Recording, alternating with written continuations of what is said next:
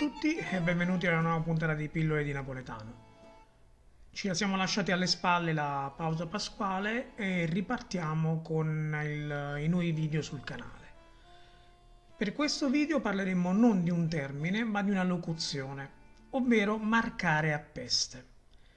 Con il termine marcare a peste si intende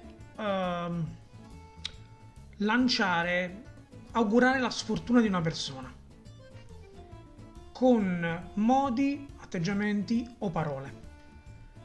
Questo termine deriva dal Medioevo praticamente, dal XVII secolo, quando durante le epidemie di peste bubbonica che imperversavano per l'Europa si usava marcare con la vernice rossa la porta delle case pisate dalla malattia, per indicare alle altre persone del vicinato che quella casa era una casa appestata e quindi era da evitare.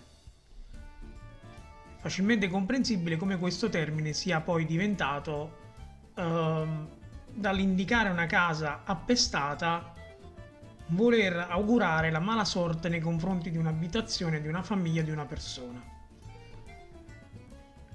Un modo di dire molto comune: ma stai marcando a peste e mi stai augurando che vada qualcosa male. E non è assolutamente un comportamento molto piacevole da questo punto di vista.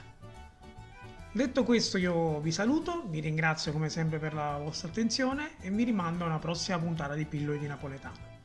E come si dice sempre a Napoli, ciao Brim!